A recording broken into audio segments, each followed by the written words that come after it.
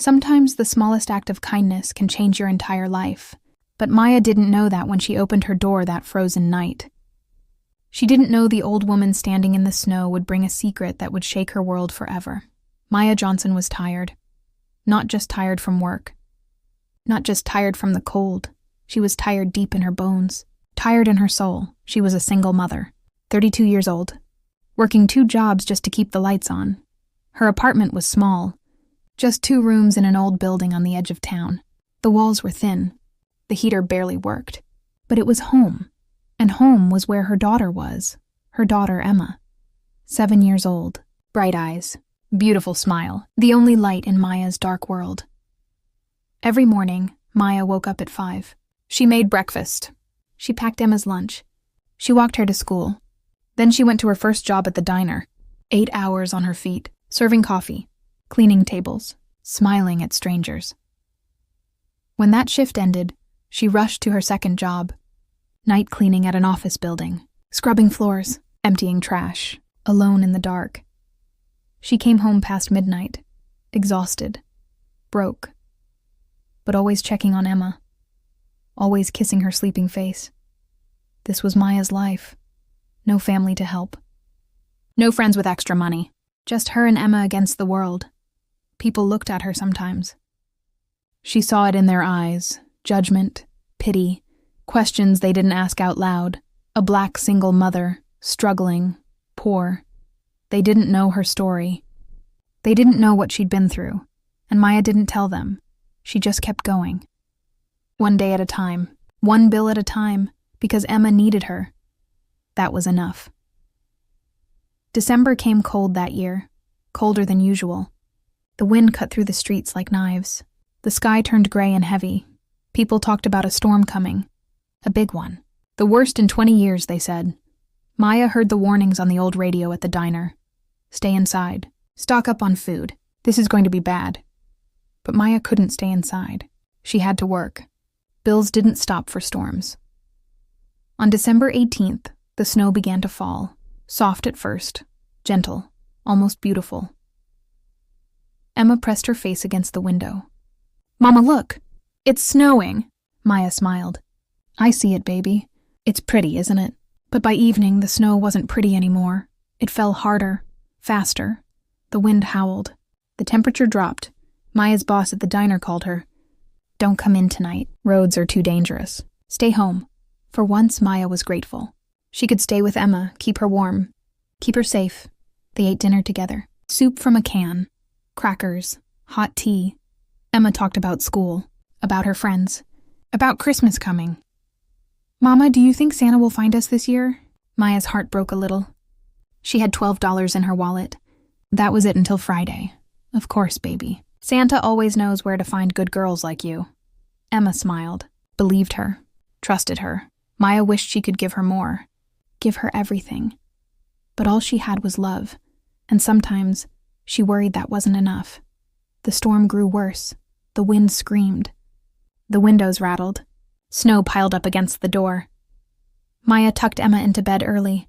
Extra blankets. Extra hugs. "Is the storm scary, Mama?" "No, baby. We're safe here. I won't let anything happen to you. Promise?" "I promise." Emma closed her eyes. Maya sat beside her until she fell asleep.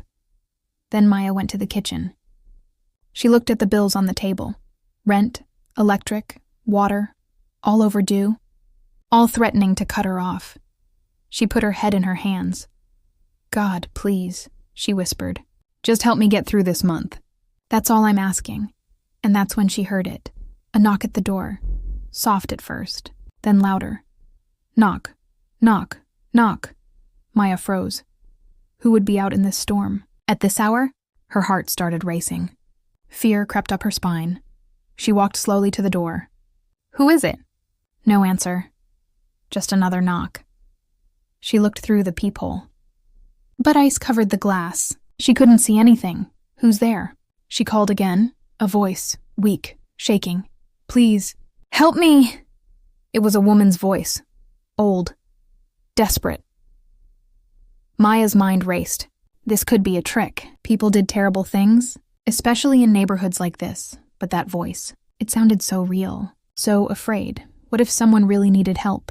What if it was real? Could she live with herself if she turned away someone in need? Maya took a deep breath. She unlocked the door, opened it just a crack. And there, on her doorstep, was an old woman. She was maybe 70 years old. Maybe older, white hair, thin body, shaking from the cold. She wore a coat, but it was thin, cheap. Not made for this kind of storm. Her lips were blue. Her hands were red. Snow covered her shoulders. She looked up at Maya with desperate eyes. "Please," she whispered. "I'm lost. I'm so cold. Please help me!" Maya's instincts screamed at her. "Don't let a stranger in. It's not safe. You have Emma to think about." But her heart spoke louder. This woman would die out here. She was already half frozen. What kind of person would Maya be if she shut the door? She made her choice. "Come in," Maya said. She opened the door wider. "Quickly!" The old woman stumbled inside. Snow fell from her coat onto the floor. She was shaking so hard she could barely stand. Maya locked the door. Led her to the couch. "Sit down. Let me get you a blanket." She rushed to the closet, grabbed every blanket she could find, wrapped them around the old woman. "Thank you," the woman whispered. "Thank you so much." Maya went to the kitchen, made hot tea, brought it back. "Here, drink this, slowly." The old woman's hands shook as she took the cup. She sipped, closed her eyes. "Bless you, child." "Bless you." Maya sat down across from her, studied her face. She looked exhausted, scared. But there was something else too. Something Maya couldn't quite name. "What happened?" Maya asked. "How did you end up out there?" The old woman's eyes filled with tears. I was at the bus stop, waiting to go home, but the buses stopped running because of the storm. Everyone left. I didn't know where to go. I started walking, looking for help, but every door I knocked on, no one answered, or they wouldn't open the door. She looked at Maya. "Until you." Maya felt something twist in her chest. How many people had turned this woman away? How many had seen her through their windows and done nothing? "You're safe now," Maya said. "You can stay here tonight, until the storm passes." The old woman's face crumpled. She started crying. "I don't know how to thank you. I prayed for an angel, and God sent me you." Maya shook her head. "I'm no angel. I'm just doing what's right." But inside, she wondered, was she doing the right thing? What if this woman was dangerous? What if something went wrong? She pushed those thoughts away. She'd made her choice. She'd live with it. "What's your name?" Maya asked. "Margaret," the old woman said. "Margaret Collins. I'm Maya Johnson." She smiled a little. "Welcome to my home, Margaret." They sat together in the dim light. The storm raged outside, but inside it was warm, quiet. Margaret stopped shaking after a while. The color came back to her face. "You have a beautiful home," she said, looking around. Maya almost laughed. Beautiful? This tiny apartment with its cracked walls and old furniture? But she just said, "Thank you." Margaret's eyes landed on a picture on the wall. Emma's school photo. Big smile. "Missing tooth. Is that your daughter?" "Yes, Emma. She's 7. She looks like you. Beautiful." Maya's heart warmed. "She's sleeping. In the bedroom. I don't want to wake her." "Of course not." Margaret smiled. "You're a good mother. I can tell. How could she tell? They'd just met."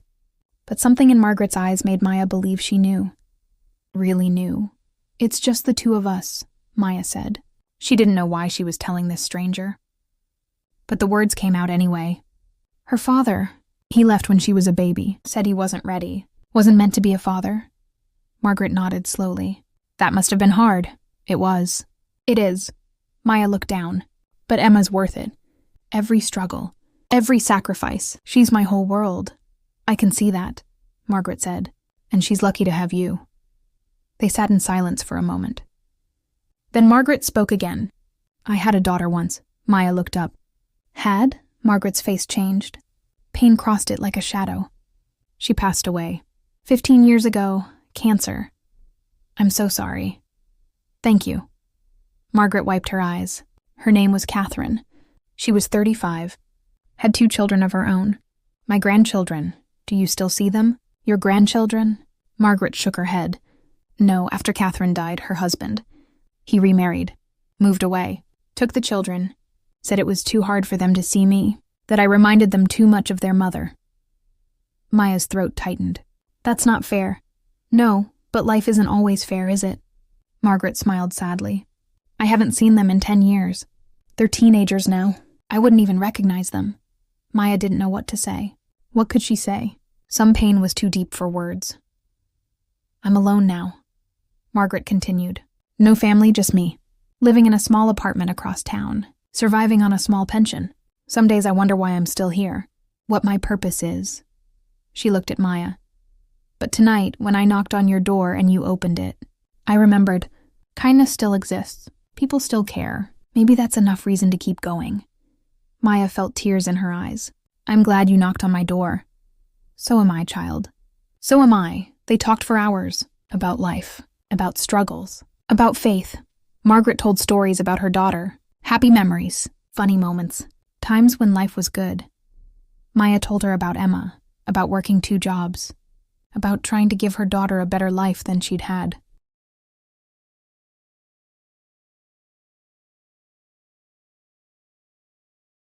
You're doing it, Margaret said. You're giving her the most important thing. Love. Everything else is just details. Maya wanted to believe that. She really did. But love didn't pay rent. Love didn't put food on the table. Still, it was nice to hear. Nice to feel understood. Finally, around midnight, Margaret's eyes started closing. You should sleep, Maya said. Take the couch. I'll get you a pillow. Thank you, dear. You've been so kind. Maya made up the couch, gave Margaret her own pillow, her own good blanket. If you need anything during the night, just call me. I will. God bless you, Maya. God bless you too, Margaret. Maya went to her room, climbed into bed beside Emma, listened to her daughter's soft breathing.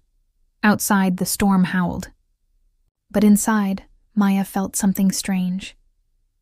Peace. For the first time in a long time, she felt like maybe she'd done something truly good. Something that mattered. She closed her eyes. And for once, she slept without worry. Maya woke to sunlight. Bright, sharp, blinding. She blinked. Sat up. The storm had stopped. She looked at the clock. 7 in the morning. Emma was still asleep beside her. Peaceful. Safe.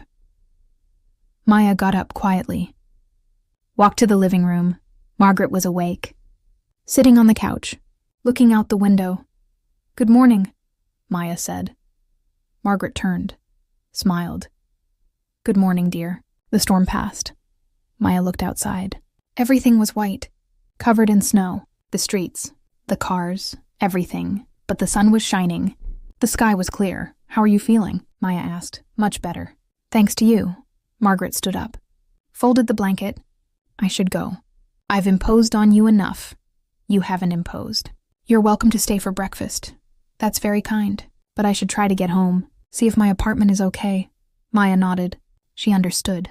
Let me at least make you something to eat before you go. Some eggs? Toast? Margaret smiled. That would be wonderful. Maya went to the kitchen.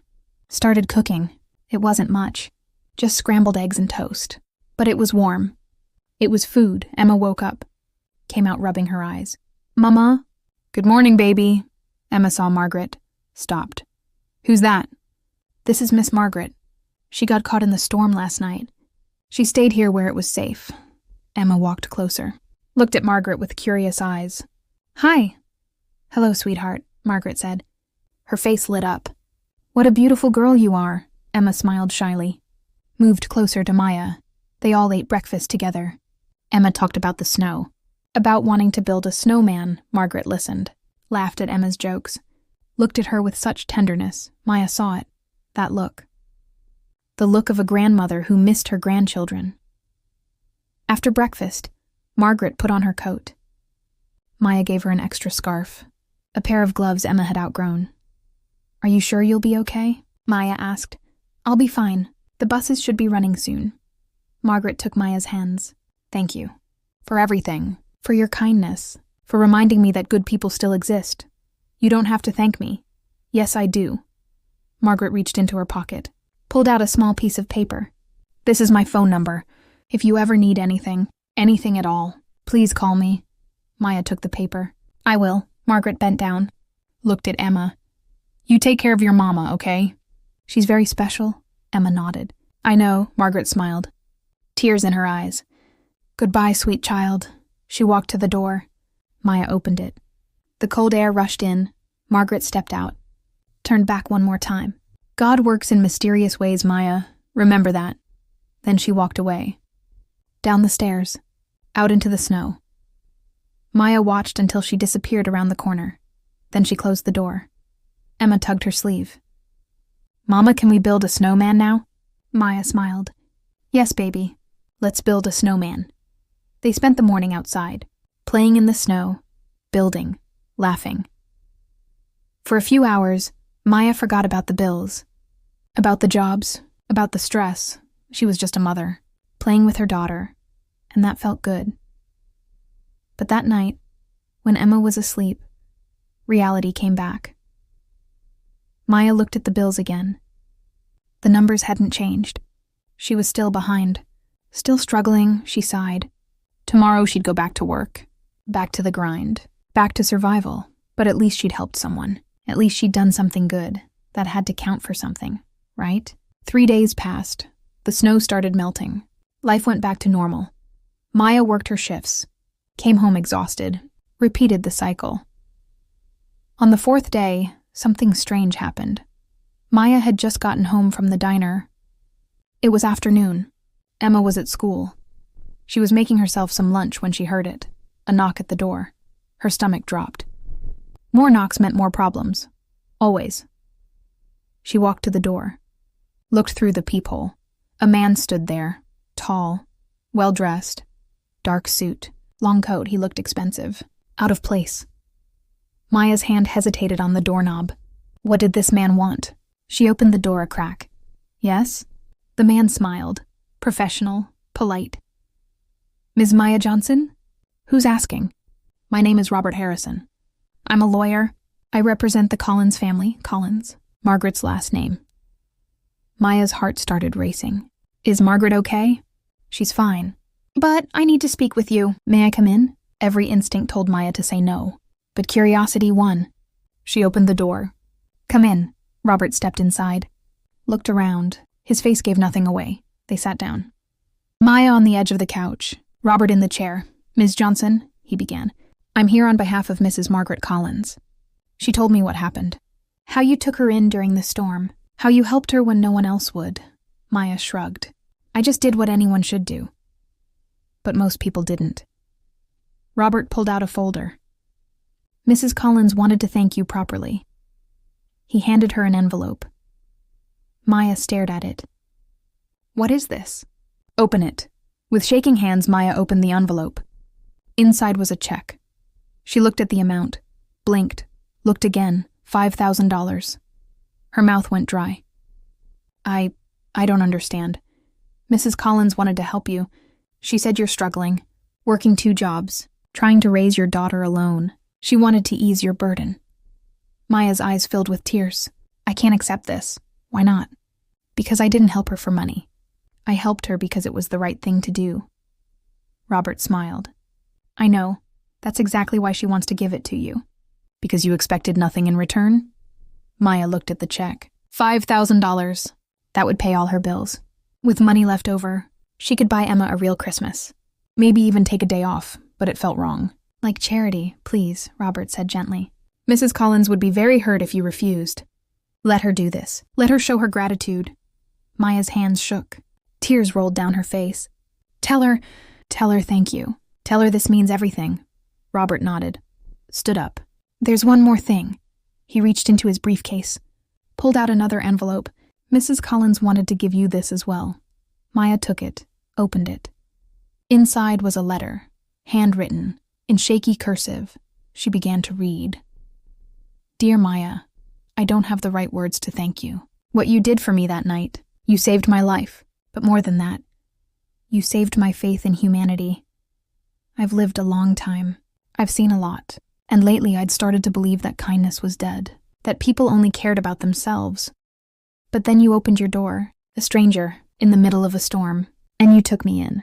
Asked nothing, expected nothing. You reminded me that goodness still exists, that there are still people who care. I've been thinking a lot since that night. About my life, about what I have, about what I want to leave behind. I told you I'm alone. That's true. I have no family left, no one to inherit what I have. But here's what I didn't tell you. I'm not poor, Maya. I'm actually quite wealthy. My late husband was a successful businessman. When he died, he left me everything. Properties, investments, money. More than one person could ever need. I've lived simply because I didn't need much. But I've also been waiting for the right person, the right purpose, and I found it. I found you. The money I gave you is just the beginning. I want to do more. I want to help you build a better life. For you and Emma.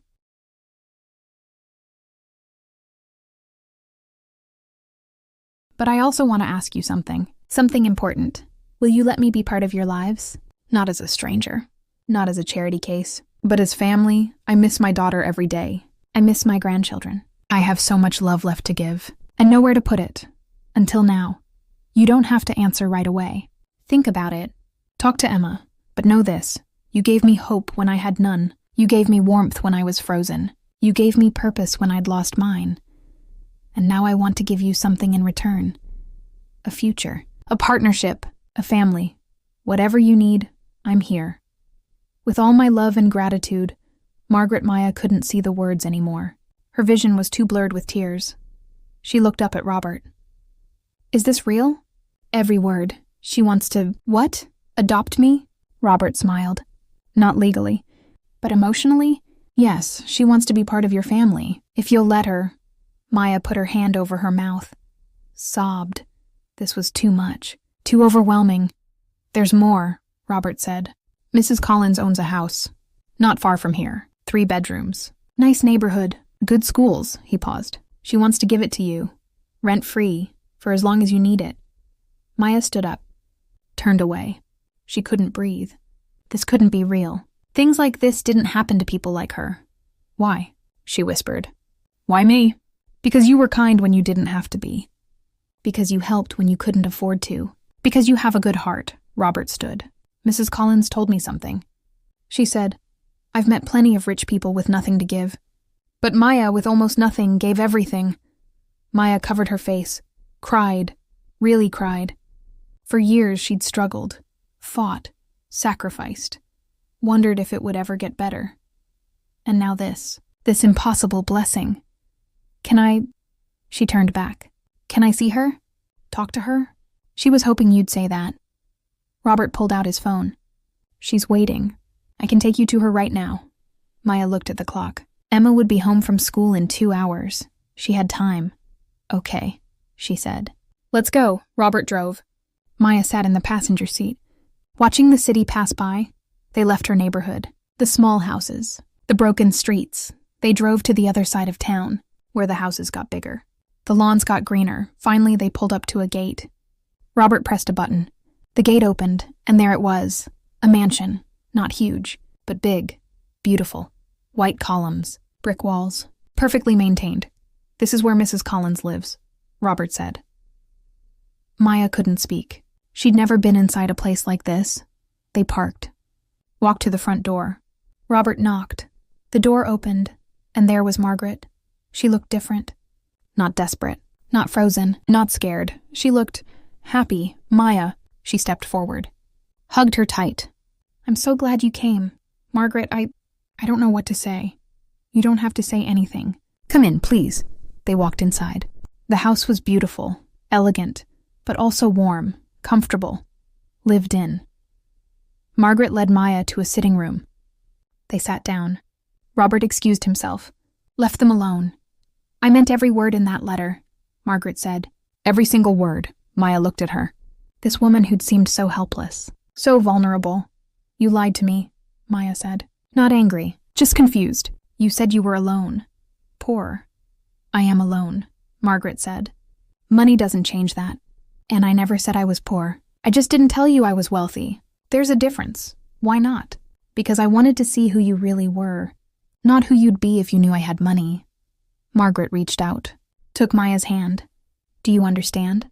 All my life, people have treated me differently because of what I have. They want something. They expect something. But you didn't. You just saw an old woman who needed help, and you helped. That's rare, Maya. That's precious. Maya's throat tightened. I still can't accept all of this. It's too much. It's not enough, Margaret said firmly. What you gave me can't be measured in money. You gave me hope. You gave me dignity. You reminded me that I matter. She squeezed Maya's hand. Let me help you. Not because you need it, but because I want to, because helping you gives my life meaning again. Maya looked around, at this beautiful house, at this kind woman, at this impossible opportunity. What about Emma? She asked. What would this mean for her? Margaret's face lit up. Everything. She'd have a safe place to grow up, good schools, opportunities, and... She paused. She'd have a grandmother. If she wants one, that did it. That broke Maya completely. She cried. Deep, heavy sobs. All the stress, all the fear, all the exhaustion. It poured out. Margaret held her, rocked her, like a mother would. It's okay, she whispered. You're not alone anymore. You never have to be alone again. Maya went home that evening in a daze. She picked up Emma from school. They walked home together. Emma talked about her day, her friends, her teacher. Maya listened, but her mind was somewhere else. That night after dinner, Maya sat Emma down. Baby, I need to talk to you about something. Emma looked up. Serious. Okay, Mama. Remember Miss Margaret? The lady who stayed here during the storm? The nice lady? Yes, well, she wants to help us. She has a big house, and she wants us to live there. With her. Emma's eyes widened. Really? Really, but I need to know how you feel about it. It would be a big change. Emma thought for a moment. Then she said, Would we have our own rooms? Maya laughed through tears. Yes, baby, we'd have our own rooms. And Miss Margaret would be there? Yes. Would she be like a grandma? Maya's heart squeezed. Would you want that? Emma nodded. I never had a grandma before. But Miss Margaret seemed really nice. She looked at me like she loved me. She does love you, Maya said. I can tell. Then yes, Emma said simply. Let's go live in the big house with Miss Margaret. Maya hugged her tight. Are you sure? I'm sure, Mama. Maybe this is our Christmas miracle. Out of the mouths of babes.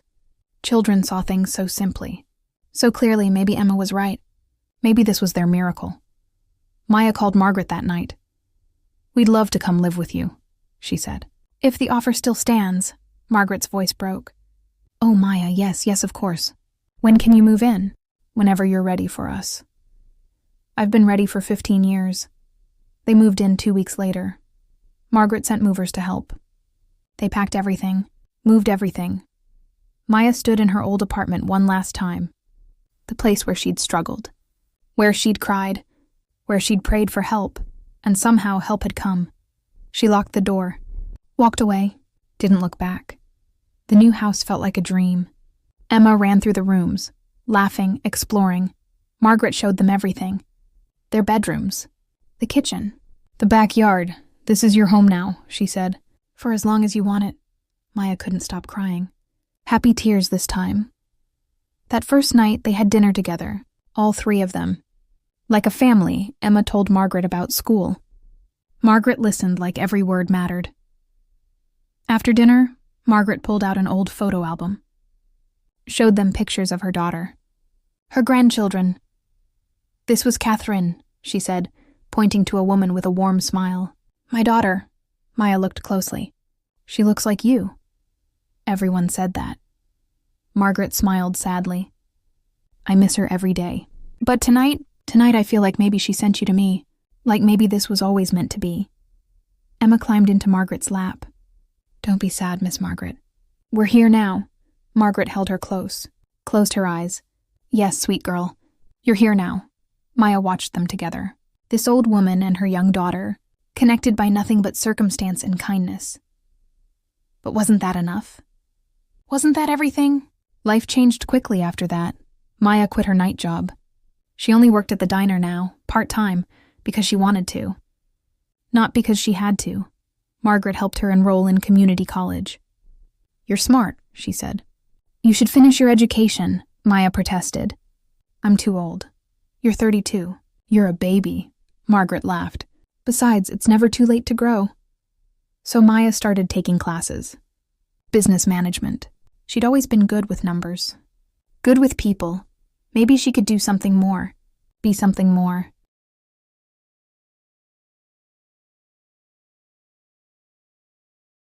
Emma thrived.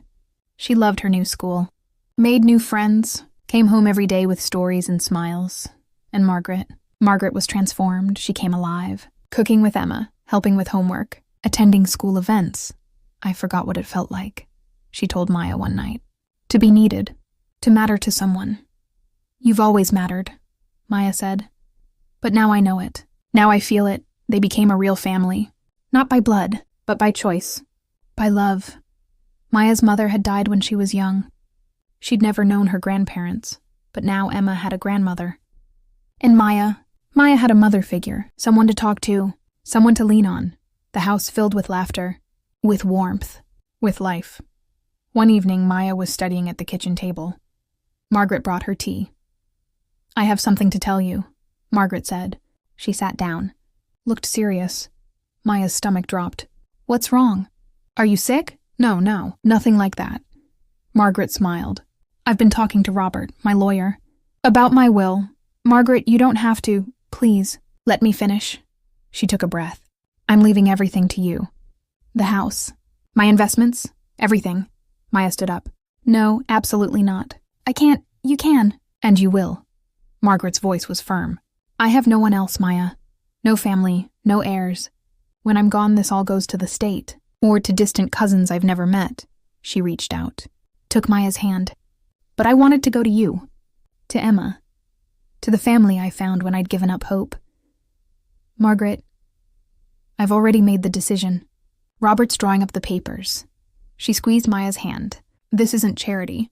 This is love. This is gratitude. This is me making sure you and Emma are taken care of forever. Maya sat back down, put her head in her hands. I don't know what I did to deserve this. You opened your door, Margaret said simply. That's all. You opened your door.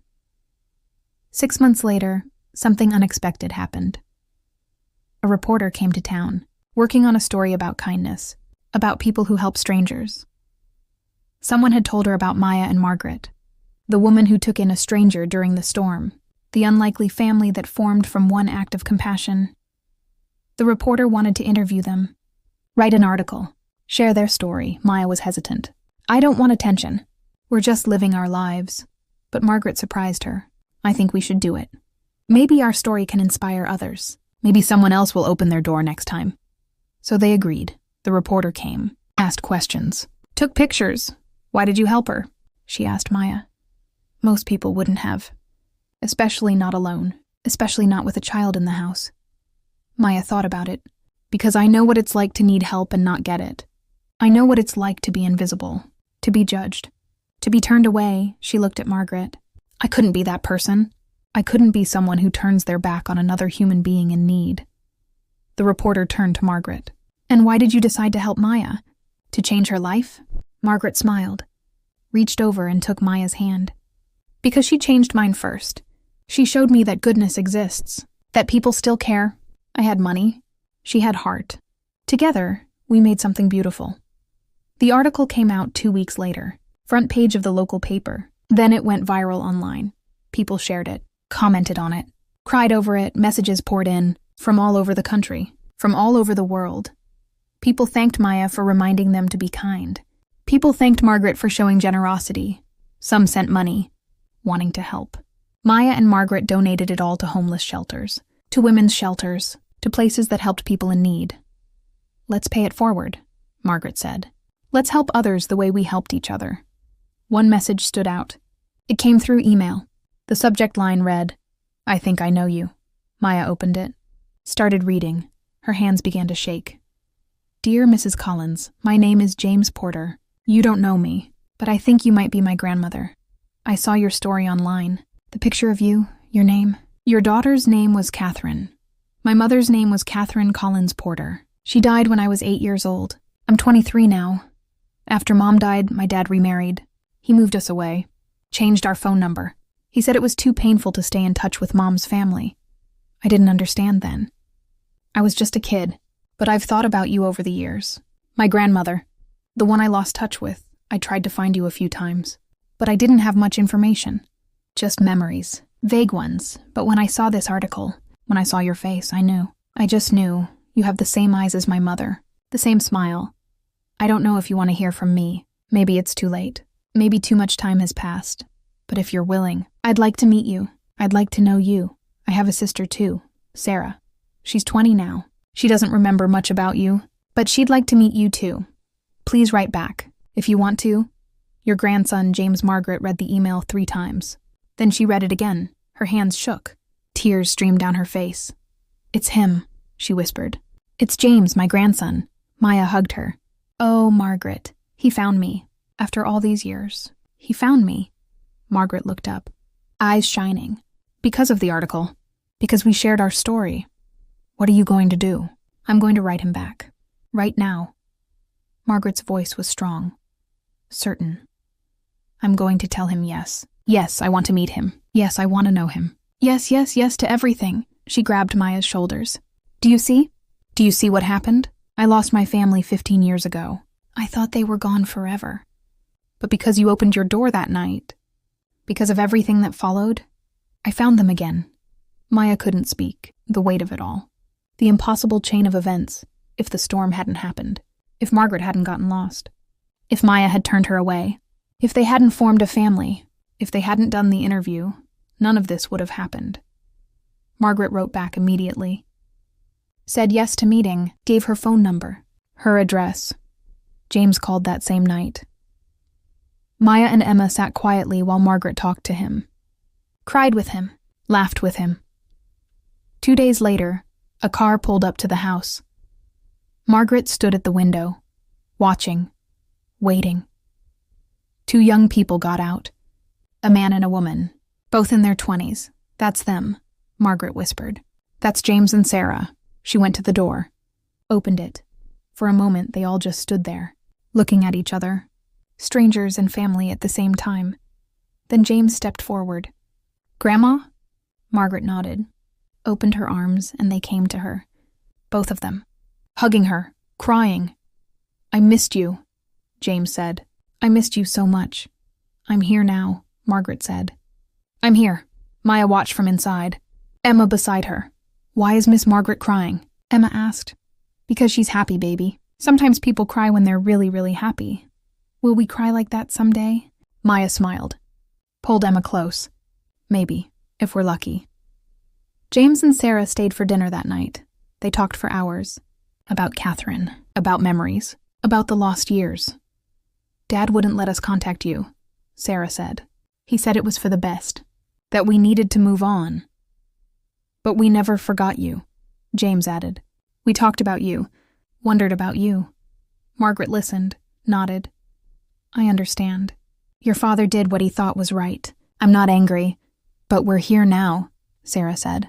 If you'll have us, I'll always have you, Margaret said. Always. They met Maya and Emma properly. Heard the whole story. How Maya had helped Margaret. How they'd become family. So you're our aunt now? James asked Maya with a smile. Maya laughed. I guess I am. If that's okay, it's more than okay. It's perfect. Over the following weeks, James and Sarah visited regularly. They brought their lives with them, their stories, their love. The house became even fuller, even happier.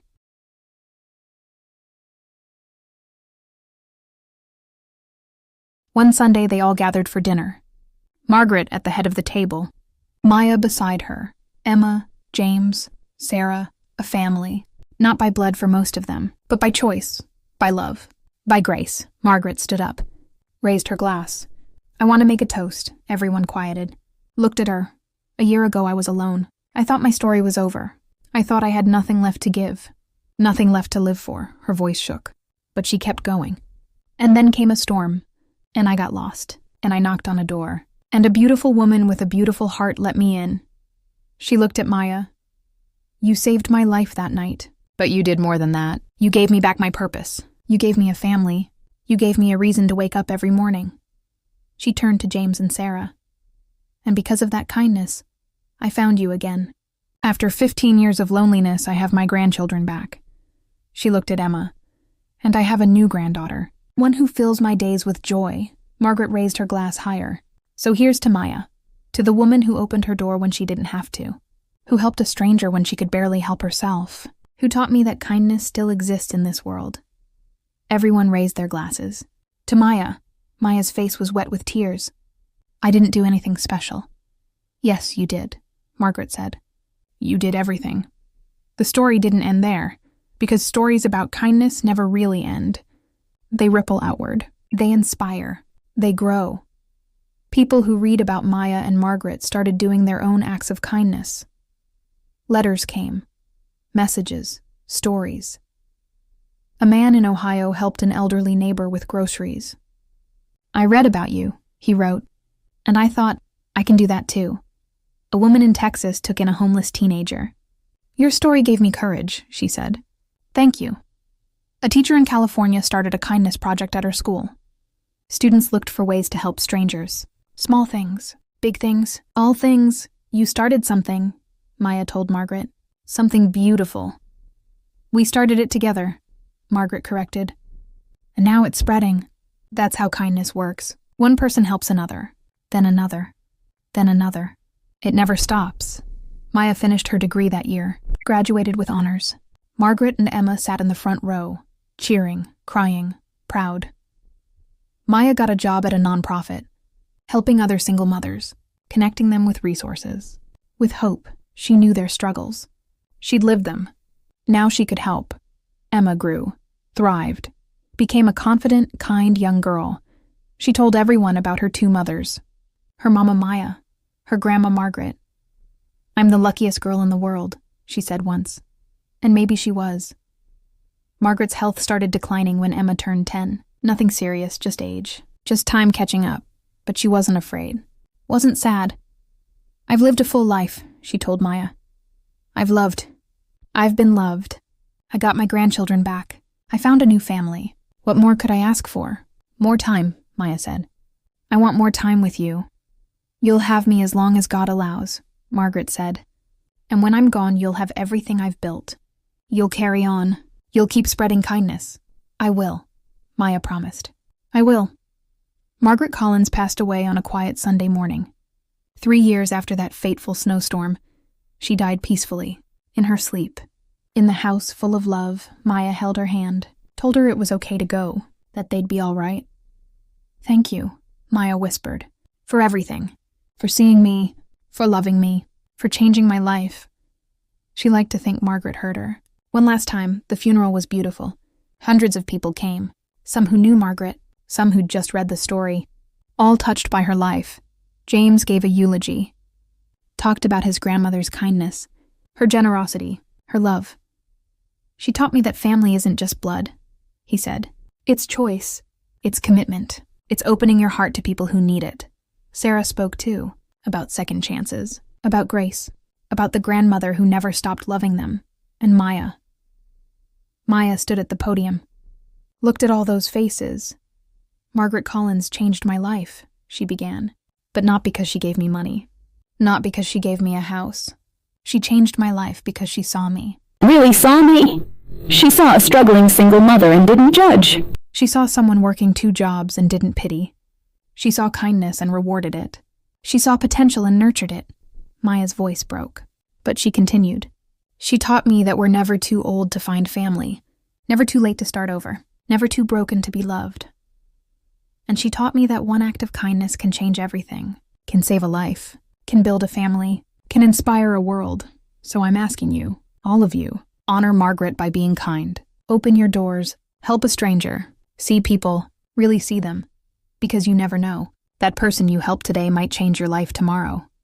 She stepped down, sat beside Emma, held her close. Emma looked up. Grandma Margaret would be proud of you, Mama. I hope so, baby. I really hope so. 10 years passed. Emma was 17 now, about to graduate high school. Smart, kind, beautiful. She'd been accepted to college, full scholarship. She wanted to be a social worker. I want to help people like Grandma Margaret helped us, she told Maya. Maya couldn't have been prouder. The house was still theirs. Margaret had left it to Maya, just as she'd promised. But it wasn't just their home anymore. It was a place of gathering, of healing. Maya had started a program, Margaret's House, a shelter for women and children in crisis. They came to stay, to rest, to heal, to find their footing. Maya helped them, gave them resources, gave them hope, just like Margaret had given her. James and Sarah were still close.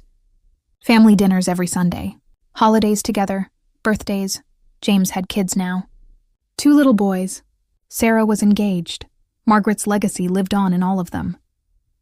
One winter evening, Maya sat in Margaret's favorite chair, looking out at the snow. It was falling gently, peacefully. Just like that night 12 years ago. Emma came and sat beside her. "What are you thinking about, Mama?" "About how different our lives could have been. If I hadn't opened that door. But you did. But I almost didn't. I was scared. I almost said no." Emma took her hand. "But you didn't. You were brave. You were kind. And that changed everything." Maya smiled. "Your grandma used to say that kindness is the most powerful force in the world." She was right. They sat in comfortable silence, watching the snow, remembering, grateful. "Mama?" Emma said softly. "Yes, baby? I want to be like you when I grow up. I want to open doors. I want to help people. I want to change lives." Maya pulled her close, kissed her forehead. "You already are, Emma. You already are." That same evening, as the snow fell harder, there was a knock at the door. Maya and Emma looked at each other. "Are you expecting someone?" Emma asked. No, the knock came again. Urgent, desperate. Maya walked to the door, hand on the knob, heart racing. She remembered this feeling. 12 years ago, another storm, another knock. She opened the door. A young woman stood there, maybe 25, holding a little boy, 3 or 4 years old. They were both shaking. Thin coats, no gloves, faces red from cold. "Please," the woman said. Her voice broke. "Please help us. We have nowhere to go. No one will let us in, please." Maya looked at her, saw herself 12 years ago, struggling, desperate, alone. She saw Margaret standing in the snow, needing help, needing kindness, and she knew what to do. "Come in," Maya said. She opened the door wide. "Come in. You're safe now." The woman's face crumpled. She started crying. "Thank you. Thank you so much."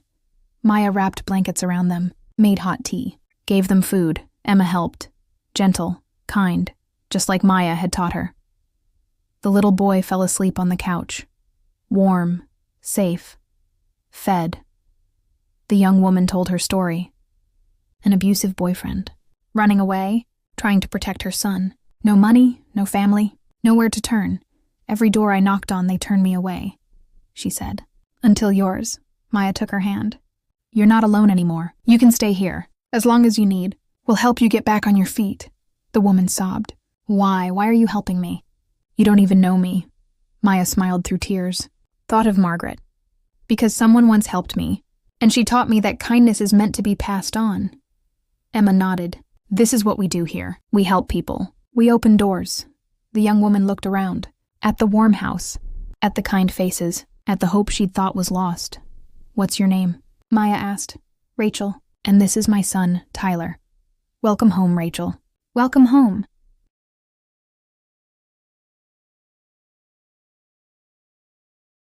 And so the cycle continued. One act of kindness leading to another, then another.